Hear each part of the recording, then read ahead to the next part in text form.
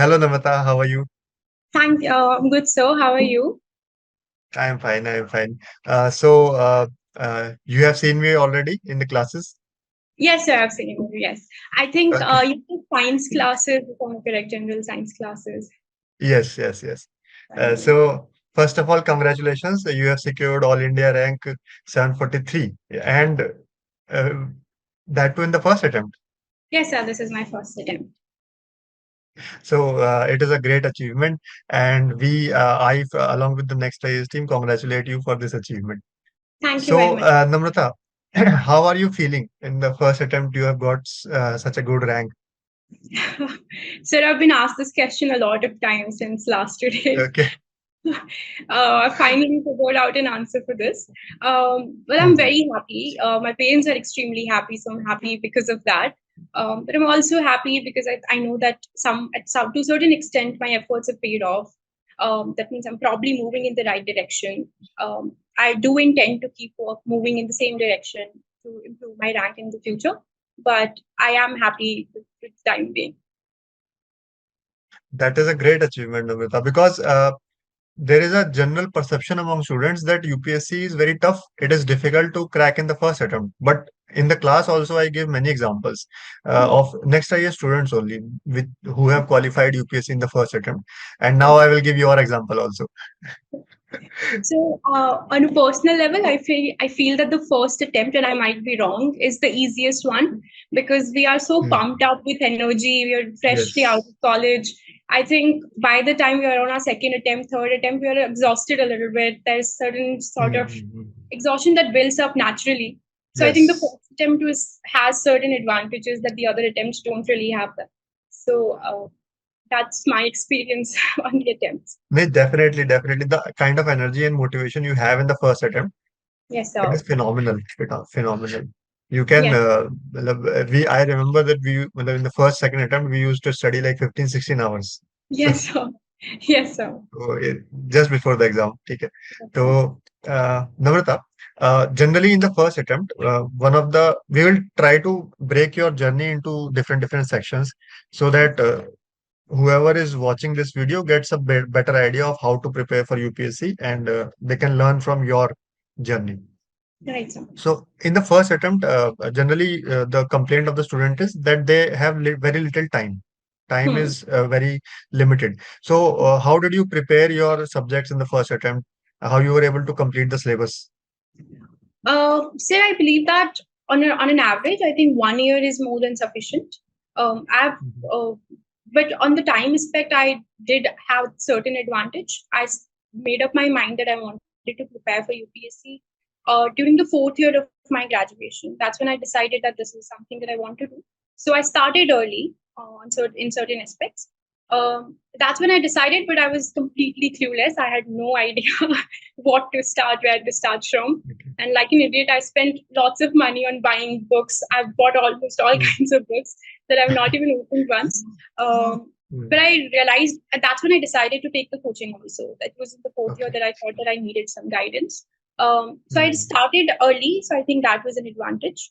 But as for my serious preparation, I would say it began after my graduation. That's when I started to make targeted and focused time that I could give to preparation. That was after graduation, which was in 2023. So I could say that my preparation time is actually from 2023 till 2024, which is a duration of 1 year, which I think was more than sufficient for me to cover the Mm. syllabus on multiple times, in fact, not just once. So I think that's something that I believe that 1 year is more than sufficient. You just need to divide it properly. You need to strategize your time, which subjects you want to cover in which month, what should be the sequence of the subjects that you want to Mm. cover. Mm. If you have that sorted out mentally, you have a certain plan, then I think it's easy to do. Yeah, Mhm. Yes, planning, right guidance, and right planning, and right yes, implementation. That are the definitely. key. So. Namrata, what were your sources, if I may ask, specifically for the prelims? Because prelims is just around the corner. Many Yes, sir. people will be trying to prepare for prelims. I Yes, think you are also in that mood to yes, give the prelims. yes, sir. So, what will be the major sources, the must-have sources for prelims? Sir, I can tell you the sources that I refer to. This Mhm. was my first prelim, so I was really scared. A lot of people had given me that prelims phobia, that prelims Okay. are the Yeah. maximum competition you have is at prelims stage. Mhm. So I started preparing for prelims a bit prematurely. I started in December itself because Oh, great. I couldn't wait. I was very scared. I Probably it was not the wisest decision to take. I should have done more answer writing back then. But Mm. I think I started early, and so that's when I came to Delhi, and I took some test series. So my prime source of preparation for prelims was the test series that I gave, and one that I took with Next IAS.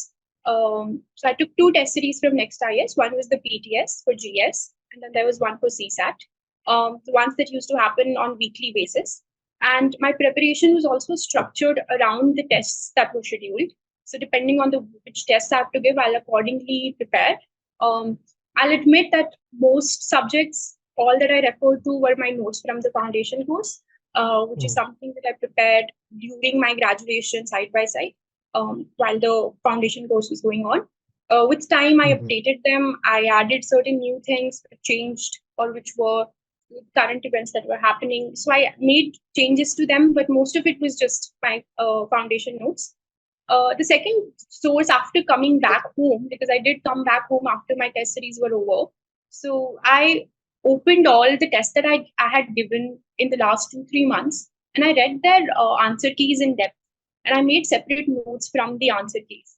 And they became a sort of compendium that I referred multiple times for prelims because I realized that after a point I couldn't read my foundation notes again and again. So I had to Mm. have one file or one compendium where all subjects are compiled at one place. So that was something that I did prepare on my own. And this had references to multiple sources. First of that was the answer keys that I used. Some of this was the foundation notes, which I thought something that I'm likely to forget. So I added those things also to my compendium. I also took the CAP course that Next IAS offers, which is current affairs for prelims. And I made notes from them also, written notes or typed notes. And that's just something that I added to my compendium for prelims. Another thing that I referred for prelims was because I didn't know where to prepare affairs from. And CAP starts a little late in March or maybe April. So I referred to some of the uh, magazines, which is Vision magazines. I curled out important facts from there. It was not possible for me to read all of them. Didn't make sense. On a cost benefit analysis, just not didn't have enough time to do Mm. that. So just read the important things, went through the table of contents, identified the relevant things, just read the relevant portions and added them to the notes. Um, Mm.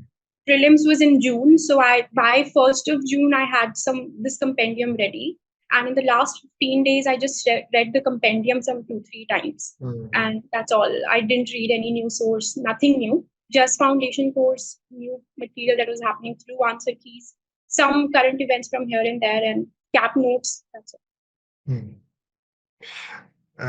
What what one thing I can take away from your preparation strategy is your note making is very intensive. I get a feeling that you make very, very comprehensive and elaborate notes. I think so because yes, day before yesterday, one of my neighbors came and she's also preparing. So she saw my Okay. notes. She was like, I cannot make out anything from your notes. There are just too many words. Uh-huh.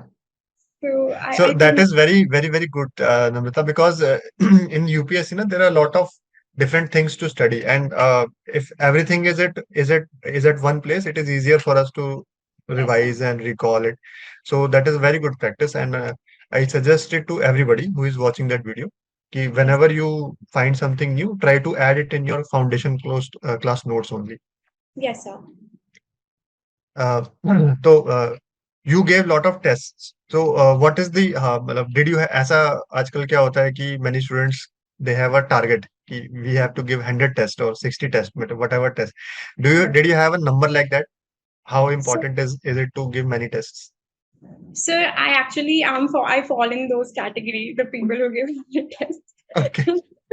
Again, okay, because it okay. was my first attempt, I just relied on herd Hmm. wisdom, people, what hearsay wisdom, Hmm. whatever people were telling me, I thought that was the right thing to do. If I had to give myself advice, I would probably not give those many tests.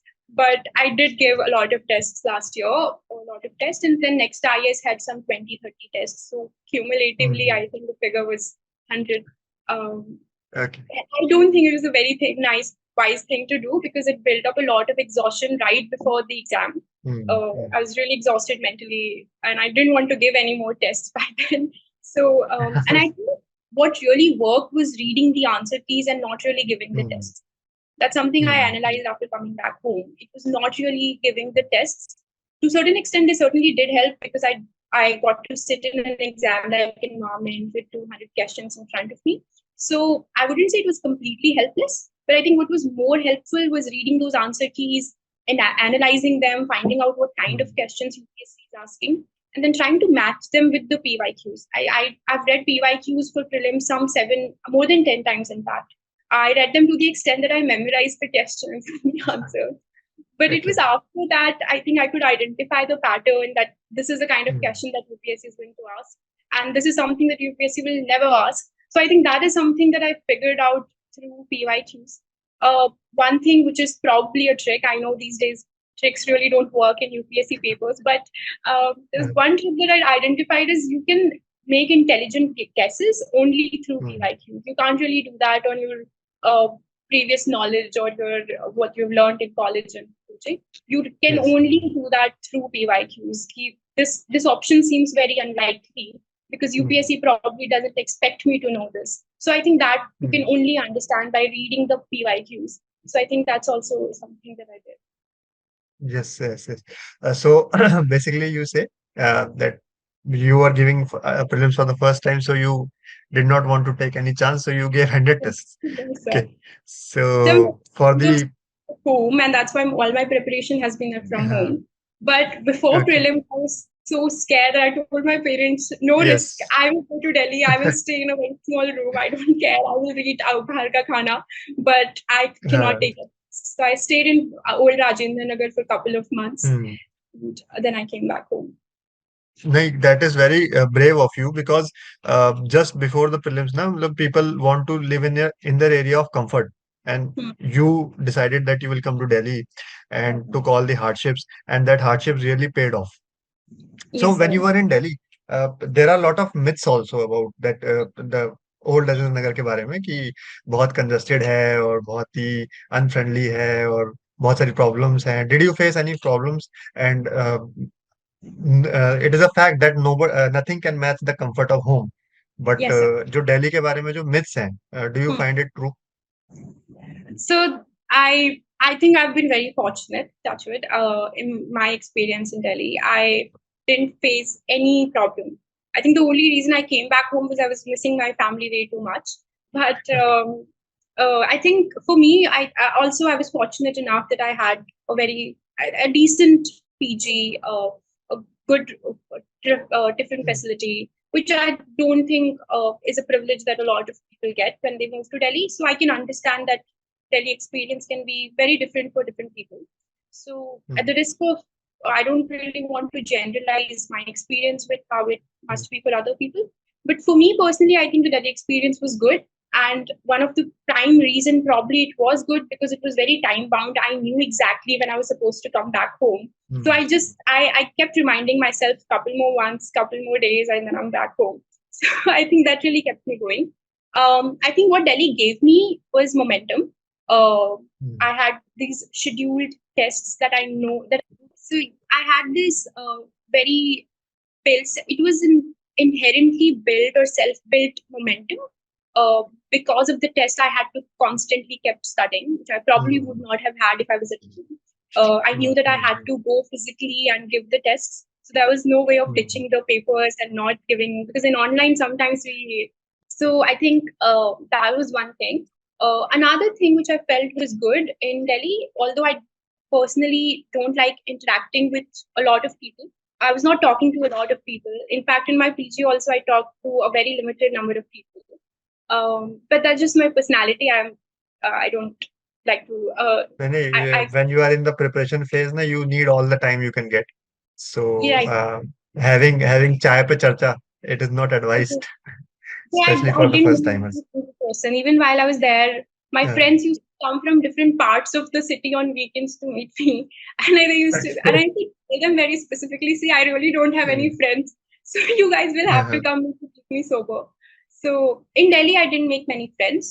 There were some PG people that I used to talk to, and I still talk to, because I can have those discussions about UPSC, about their preparation, which I cannot really have with my friends from college. They're all in different fields. So I think these are few things. I really think what you make most out of Delhi is what will determine your Delhi experience. So you need to know set your Yes. priorities, and then accordingly decide what you want to do. I am getting a feeling that you are very disciplined and meticulous because of your note making and your this limited, bilkul strict talking to people. So that is a good quality for a bureaucrat. You Yeah. can get things done. Yes, thank you so. Namrata, let us move towards the mains examination. So, Hmm. in the mains, one of the major hindrance for people is answer writing. Yes, So, sir. what did you do specially for answer writing? Because this Uh, was your first attempt. Huh? yes, sir. So actually, if I have to learn something from my last attempt, because I do have certain things that I could have done differently. One of that thing is actually related to mains answer writing. I think I could have started it a little bit early, or maybe started it simultaneously while I was revising my GS notes or while I was doing my basics, which I didn't really do. I did some answer writing, but most of my answer writing, in fact, all of it was after prelims, which was certainly a big mistake. Shouldn't have done that. Um, but I think if I have to tell anyone, and that's something that I try to rectify also, because right after the mains prelims results were out, but the mains results were not out. For those duration of 2-3 months, I did intensive answer writing. I used to sit with PYQs and I used to write them back in back, because I thought that's something that I didn't want to repeat for my next year's attempt. As for what I did, and something that I'm sure has helped me, was there were two courses that I took. One was NEXT IAS's value addition material and classes that were conducted. There were multiple classes that Professor took where he dictated the answer for all the PYQs, and that clarified a lot of things. All the other faculties at NEXT IAS also did the same for their respective subjects. If not PYQs, they tried to give us the important. Okay. Uh, so, coming to your optional subject, you had law as your option, and I think it is your graduation subject also. Yes, sir. So, was there any dilemma for you what option to choose? Because many people they don't want to take their graduation subject as their option. So I think choosing the right optional is a very personal call to make. There are a number of factors involved. First and foremost, I think should always be your interest in the subject. If you're interested in it, you can study it, you can read it multiple times, you can revise it again and again, and go into the depth that is really required for an optional subject, which you cannot do if you just pick a subject of what's in the fashion in the market. If you just make that decision on that basis, then I don't think that's a really smart decision to make. Um, for me, a lot of people advised me choosing against. They advised me against choosing law, because law. Okay. I still don't understand what the reasons are. But I think for me it was really a choice by elimination. Law is the subject that I've studied for 5 years, and I've done well in my graduation. I think I've been, I studied these subjects well in my graduation also. So I knew that it was going to help me. I do have a sound understanding of law. And then I looked at the syllabus, I looked at the PYQs, and even without reading anything for UPSC specifically, if not having direct and complete answers, I knew a little bit about all the PYQs that had been asked. That was because of my graduation knowledge. Because these subjects are covered in graduation years, they are taught on a semester basis in great depth. So I think for me, it was, as I said, choice by elimination. Um, Choosing any other subject would have been starting something completely new and completely alien to me. So for me, that's the reason I chose law. It is, however, I would want to mention, is a very lengthy optional, and something that you, at least I couldn't find really good coachings for in the market. Hmm. The major coachings don't really offer courses in law. So I had to do it on my own. I had to read books, make my own notes. But all in all, it was a good decision. At least I don't regret it because I think I enjoyed studying law for UPSC. It was a very wise decision on your part, Namrata, because studying any other option from scratch, that would have taken a lot of your time. And given that it was your first attempt, na, the time was a luxury that was not affordable. So great work. And law, as you said, that law is very vast. So Hmm. you came back to your original strategy, making notes and doing the PYQ. Yes, sir. In fact, law is the only subject where I made my own notes and I relied on my own notes because for everything else I had foundation notes. And here I knew that if I go on rewriting all the material that I'm reading, then it's going to be a huge task. So I just went through PYQs. I identified the let's say 10 questions that have been asked the last 10 years on a particular topic. And then I tried to make notes only to the extent that answers the questions that have been asked and not beyond that because law also has a lot of repetition. There's a lot of frequency with which questions are repeated. So that's an advantage that people with law optional would have. Hmm. So, like PYQ is really the key, whether you Yes, talk sir. about prelims or mains or GS mains or even optional subject. Certainly, sir. Yes, sir. Uh, Namrata, is there a specific thing that you did about essay writing? Yes, sir. I think essay was the one thing where I had a lot of scope to use to innovate, to use my creativity. Okay. Uh, I remember because I joined the course back in 2021 while I was not seriously thinking about UPSC. I was just taking the foundation course, doing it side by side with graduation. I had the luxury of time, if I could put it that way. And that luxury, and I remember watching Ruchika ma'am's session on essays that she usually take before every prelims. And in that, she told that no one can spoon feed you essay. You have to develop your own strategy. You have to be ready mentally to have that thought process of thinking how Hmm. how you want to go about an essay writing. So from those sessions and those lectures, I could make out that what ma'am was really trying to do is if you have the time, cultivate your own inputs that you can put on paper, and which a lot of people cannot really do if in a very, very limited time of 2 or 3 months. But because I had 2 or 3 years to do that, I started Hmm. from that day itself. I made a separate folder for essay. And from that day onwards, every new word that I would find or read in newspaper, because I like to read books. So from books, if I can get any quote, any quotation, something, anecdotal story or anything, I would put it in one place and I would categorize it accordingly. Quotes to use, important things people have said. So accordingly, I made different different sections to those notes. Hmm. And over the course of, and this was very easy to do, no brainer, no efforts required. Every time I'm reading something, Hmm. I come across something interesting, I will just copy paste it there, or I'll just write it down there, type it out there. So it was a very easy thing to do, and very little effort was needed on my part. But ultimately, by the times I had to write my names, I had this 70, 80 pages notes for Okay. essay, Okay. which was I took a printout of those notes and I just read them back again and again so that I could internalize the course, I could internalize the Hmm. Hmm. Hmm. new words that I had learned. So they became a part of the vocabulary, and and that's when it came naturally in the writing process also. So I think essay is something that I'm really proud of what I've done. Very little effort, and I think I got good output Hmm. there. No, no, you have put effort. You have put effort. You have put it over a long time. So you do not feel that you have put effort in a limited amount of time. The effort is Yes, there, but it it is was. spread over a long time. Yes, sir. Yes, and your note making is really like a charm. Like it is your one ring to rule them all. So I So think very good, very good. it was probably answer writing. I think I could have done better Hmm. there, but I think I tried to Hmm. cover the other things. On. Hmm. Answer writing you will because this was your first attempt, na? So I think in this year, 2025, you will do much better. So I'm hoping for that. Fingers crossed.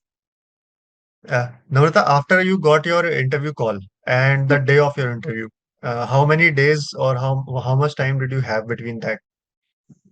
So again, I think I was very fortunate. I had the most ideal time for my interview. It was on 27th of Feb. So I had Okay. I had about 2 months and more to prepare for interview, and I think too late would have made me exhausted, and too early would have made me nervous. But I had just the Hmm. right amount of time. Um, I I was obviously a part of NEXT IAS's IGP program. I attended the classes, I made notes. I gave two mock interviews at NEXT IAS. One was a faculty mock, and one was the bureaucratic mock. So Hmm. to me, the strategy was I'll have to admit I was a bit clueless where to start, what to do, what not to do. And because the Hmm. time was limited, I had to figure it out soon. So I tried to do everything uh, that was possible. I I was told that I don't have problem speaking, so I should just work on my content. So Okay. that's what I tried to do. I made separate notes for interview also. I prepared some 500, 600 questions and I wrote their answers down. Okay. Um I typed it out. I think writing them down would not have been possible. Hmm. Uh, and I made different sections for those two. Most of them, I think there were two major segments. One was current affairs and one was international relations, because international relations something that we see being asked quite frequently. Hmm. Hmm. To be honest, a lot has happened in the first 2 months of this year. In January and Feb, there was a Yes, lot going on, definitely. Lot going internationally, on. Yes. nationally. I read in a newspaper that there are months when decades happen, and those were those 2 months and decades. These are definitely, yes. In fact, we are still having a lot of thing in the international affairs.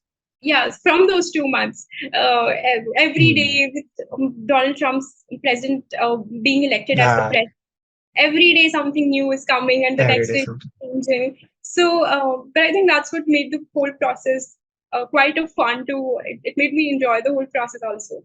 Um, I didn't give a lot of mocks. I gave only 5 mocks. That also spread out the 2 months. So. Hmm. I was majorly working on just preparing my content. One was current affairs, one was international relations. A lot of questions that I covered were from law, because I knew that law graduates are asked a lot of law questions. Then of course there was a different segment for DAF related questions, Hmm. my home state, my district, the place that I come from, my graduation background, and I knew Jodhpur as a place, Jaipur as a place, Okay. Rajasthan as a Hmm. place, general statistics about Rajasthan, about India, from the census, agricultural Hmm. profile. So basic things that I covered that I think almost all aspirants do. Um, Hmm.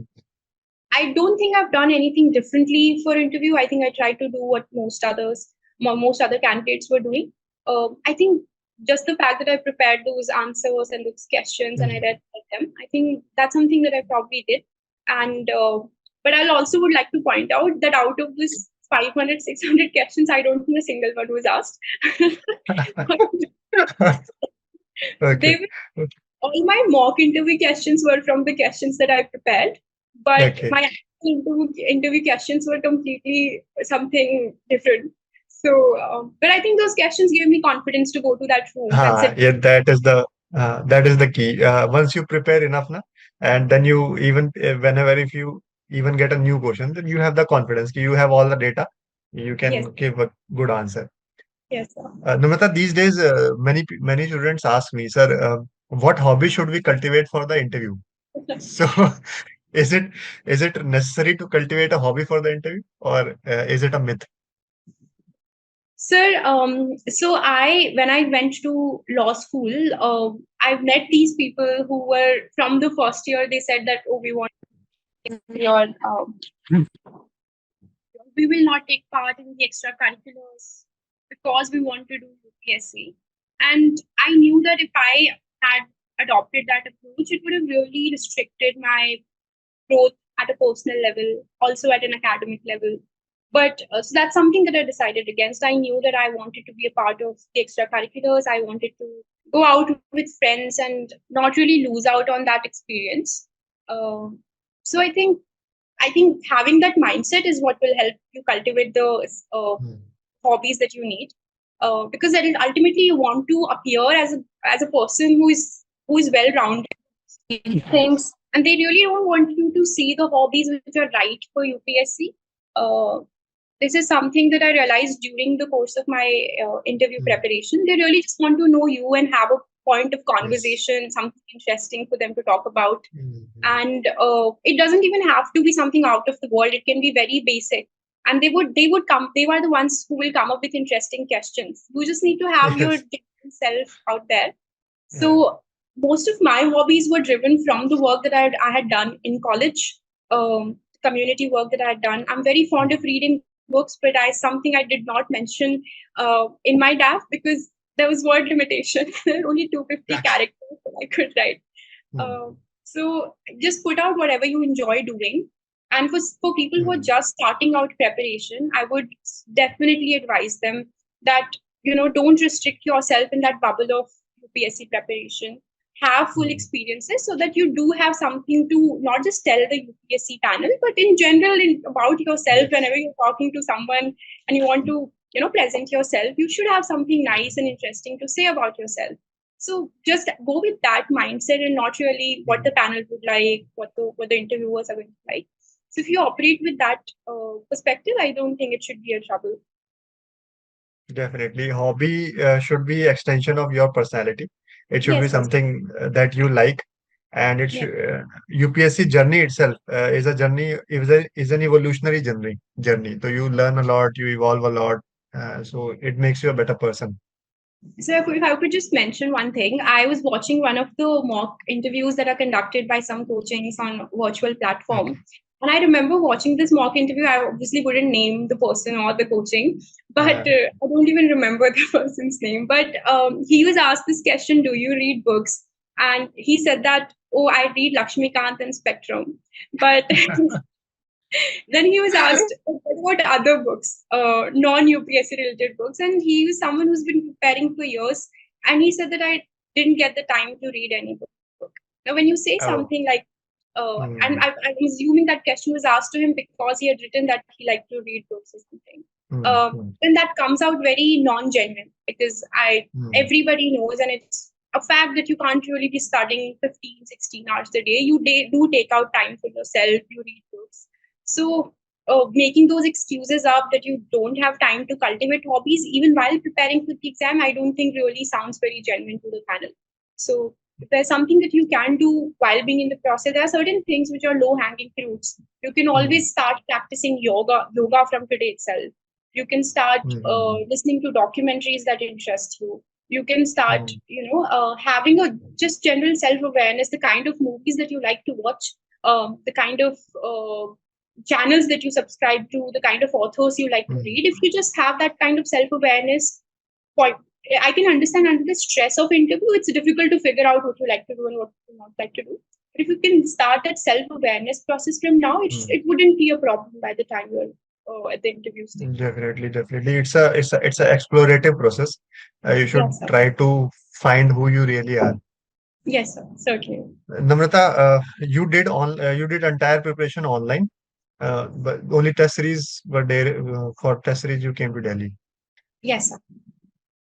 So online means, Namrata, there is a very big challenge. How to limit yourself to only relevant things, because in the online media we see a lot of things, a lot of motivational videos also, and other so-called motivational videos. But often people get distracted by those. Hmm. So for me, I think at least for the motivational videos part, I never refer to them. They depress me. They do not Okay. motivate. They do not motivate me. They depress me to an extent that beyond the stage of recovery. So I've never watched any of them. I even stopped Mhm. watching mock interviews because they also used to stress me out.